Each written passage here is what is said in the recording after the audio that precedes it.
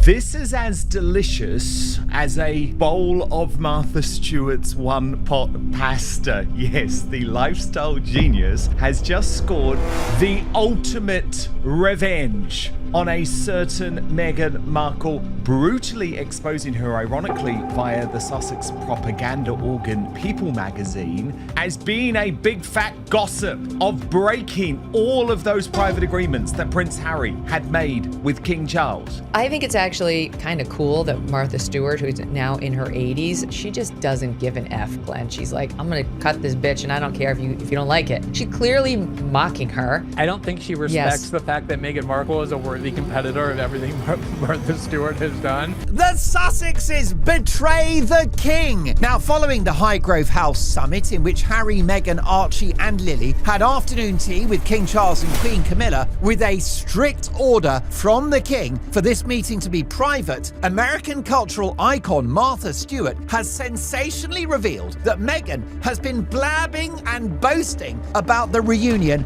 with her father-in-law. Martha Stewart did not need a screaming interview, leaked email, or palace insider to expose the Meghan Markle problem. She needed one dinner table, one polite evening, and barely 3 words. Martha sat in the same room as Meghan, hardly spoke to her. I had dinner with Meghan Markle the other night. Well, she was at the same table, so I can't say. She wasn't my guest. I was a guest. We were both guests at a dinner party in California, and she had just gotten back from the palace. And I think I didn't talk to her really more than to say a couple words, but I know she was talking about it. Martha Stewart was at a posh dinner party in California and revealed to People magazine that Meghan had been boasting about her return to the United Kingdom and her face-to-face meeting with King Charles and Queen Camilla. And still walked out knowing the Highgrove meeting with King Charles had been discussed. Not rumored. Discussed when that detail landed inside People magazine. If you're an actress, it's hard to then transition to a princess, and then from a princess into a homemaking guru on a television show. It doesn't sort of follow. So go from there. The outlet that has cushioned Meghan for years, it became a warning. Then came the second strike, because Martha was asked about Meghan's cooking show, about Meghan stepping into Martha's territory, into lifestyle, food, home, status, and performance. Martha, calm, did not rage, insult, or hide behind a publicist. She simply answered. That was when the story changed. Everyone wanted to sell this as a petty catfight, the lifestyle queen against the duchess with jam jars. But that version is too convenient for Montecito. Martha Stewart is King Charles's friend. She met him in New York, attended the event, was photographed with him, posted about him, and seemed thrilled. So when Meghan walked into a California dinner party fresh off Highgrove, she was speaking near a woman who knew the man whose name she was dropping. Highgrove was not a casual family lunch. Highgrove, in Gloucestershire, is King Charles's private world, tied to his gardens, routines, peace, and control, according to the story. It was the first time in over 4 years that he had laid eyes on Archie and Lilibet, in a private meeting involving Harry, Meghan, both children, the king, and Queen Camilla. It was arranged quietly and meant to stay private. William and Catherine were not even told. Then, somehow, at a dinner table in California, the meeting became conversation. Of all the rooms Meghan could have chosen, she picked the one with Martha Stewart in it. That is not harmless small talk. That is a woman spending her last surviving currency in front of the person most likely to recognize its value. After Oprah, Spare, Netflix, interviews, exile, brand launches, and reinvention, the one card that still makes people look up is King Charles. Tom Sykes saw the machinery immediately. Martha exchanged barely a couple of words with Meghan, yet somehow came away knowing Meghan had discussed her meeting with the king. The fact moved from Meghan's orbit, across the dinner party, into Martha's ear, and then into People magazine. Sykes asked the questions that should terrify Montecito. Whose house? Which night? Who else sat at that table? And who knew journalists?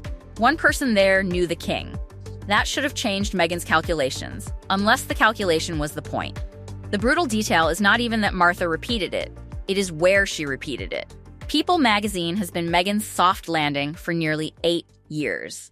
Yet Martha placed the detail there, not in a hostile British tabloid, not through palace courtiers. In People. The outlet that should have protected her became the place where the dinner table followed her home. Suddenly, King Charles's caution at Highgrove looks prophetic. Robert Jobson said Queen Camilla was there for emotional support, yes, but more importantly, as a witness. Phil Dampier said, "You have got to have somebody there who can confirm what was said." A father could not sit alone with his son and daughter-in-law without a second pair of ears, because the monarchy had learned what happens when private conversations enter the Sussex universe. This is the wound under all the noise. The king did not just invite Camilla because she is his wife. He needed protection inside his own home, at his own table, with his own family. Harry had slaughtered Camilla in his book, and still she sat there, watching, listening, ensuring no recollections could vary later. The phrase that followed Oprah hovered over Highgrove like a locked door. Every sentence mattered, because every sentence could become material. 4 weeks later, Martha Stewart proved why that witness was necessary.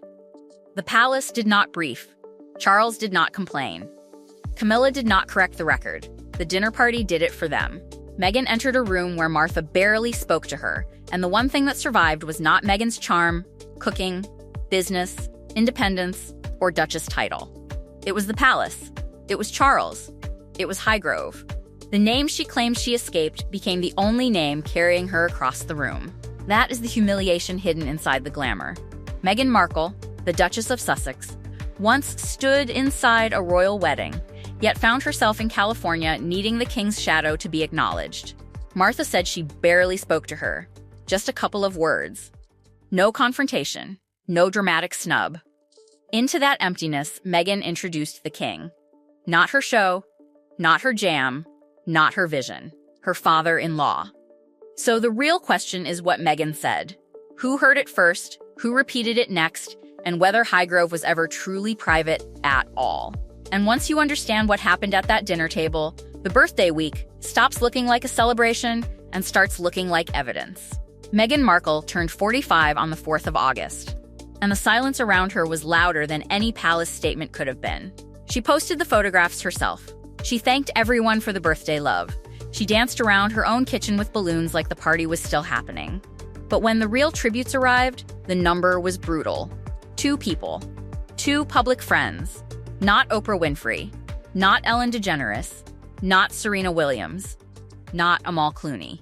The names that once defined the New York baby shower, the fairy tale royal wedding, and the glittering promise of Sussex power were suddenly missing. That is where Rob Shooter's exclusive hit like a match in a dry room. Sources said Meghan had wanted a big birthday, an over-the-top party worthy of the old Meghan brand, the one surrounded by billionaires, celebrities, stylists, security, cameras, and whispered importance. But the devastating claim was that no one wanted to be part of it.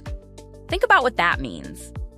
6 years after leaving royal life to become bigger than the institution, Meghan was reportedly left trying to manufacture celebration from inside her kitchen while the A-list stayed away. The Bob Marley premiere had already shown the crack in the image. Rita Marley, Bob Marley's widow, a woman with nothing to prove, reportedly snubbed her royally. Lady C claimed the Jamaican Prime Minister and his wife did not even want to speak to Harry and Meghan and had to be strong-armed into it. That is not popularity. That is management. That is handlers pushing bodies into photos, because the photo matters more than the feeling behind it. Phil Dampier then gave the language people around Hollywood were too careful to say out loud. The couple had been branded a pair of grifters. Whether it was the Kardashians, the Clooneys, Gwyneth Paltrow, or now Martha Stewart, the pattern kept returning like a curse. The Sussexes entered elite circles dramatically, and then, somehow, the warmth cooled. The invitations slowed, and the people they needed most drifted away. One executive reportedly said it, and that is the detail that cuts deepest, because it did not sound like palace gossip. It sounded like business judgment. Then came the birthday messages from her own staff, her own company, her own employees, the people trying to sell the jam, the candles, the petals, the dream, were allegedly asked to send the boss a birthday tribute. That is not organic devotion. That is a corporate flare fired into an empty sky. And it raises the question Meghan must fear most. If she cannot command affection from the public, the palace, Hollywood, or even her own workplace without prompting, what exactly is left of the brand? Now read Martha's interview again and notice the missing title. Martha did not call her the Duchess of Sussex. Not once. She said Meghan Markle. Twice, that omission was not careless, because Martha Stewart does not move carelessly in print. The title is not decoration for Meghan. It is the foundation under the entire Sussex machine. Duchess is what turns jam into luxury. Duchess is what makes dried petals feel like royal lifestyle. Remove that word, and what remains is a woman from Los Angeles selling products that have to stand on their own. Then the palace made the same move without saying a word. On the 4th of August, William and Catherine said nothing. Charles and Camilla said nothing. The official royal accounts, which can find space for distant family milestones, left Meghan's birthday untouched. In the same week, 2 different powers quietly declined to elevate her. Martha Stewart in America, the royal family in Britain. No shouting, no punishment, just silence. And silence from power is never empty. It is usually a verdict. Lady C sharpened the contradiction. Meghan still wants to portray herself as royal adjacent while selling products under a title connected to the very institution she spent years attacking. She left, but still needs Duchess. She criticized the family, but still needs proximity to King Charles and Queen Camilla. She built a public identity around escape, but the evidence keeps pointing back to dependence. That is why Martha's words mattered. They did not create the problem. They exposed the structure holding it up. And Martha had been building to this for 2 years. Strike one came when she was asked about Meghan and answered with that careful little blade, "Meghan I don't really know very well. I hope she knows what she's talking about." Then she added, unprompted, that authenticity is everything, before praising Gwyneth Paltrow as Oscar-winning, successful, and powerful. Meghan was not even given comparison status. She was given a hope. Strike 2 was the recipe. Meghan presented a one-pan pasta on Netflix as though it came from Montecito inspiration, but the technique belonged to Martha Stewart's own kitchen and had been published in Martha Stewart's own magazine years earlier. No credit, no acknowledgement. Martha did not sue. She did not scream. She simply updated her website to describe hers as the original and the best. She named nobody because she did not need to. Everyone understood the warning. Strike 3 was this week. Megyn Kelly called it shots fired. Tom Sykes wrote the line that sliced through the whole performance. Martha Stewart was showing off her knife skills, and Meghan was the onion. 2 years, 3 strikes, no raised voice, no messy feud. Just a master of the lifestyle empire dismantling a duchess who tried to enter the same lane without the same foundation. Then the numbers turned the gossip into a verdict. With love, Meghan's Series 1 landed at 38% with critics. Series 2 dropped to 20%. The holiday special reached 14%. Series 2 failed to enter Netflix's top 10 during its own launch week, when the number 10 show had 1 million views. There is no Series 3. The $100 million Netflix deal is gone, downgraded to a first-look arrangement, which in Hollywood means they may take the call but no longer bet the house. As ever sounded victorious when it sold out in 45 minutes, until questions emerged about how little stock existed. Then came the oversold apricot spread, refunds, candles reportedly arriving without wicks, flower sprinkles, dried petals, and brutal reviews. The Telegraph called her Montecito Marie Antoinette.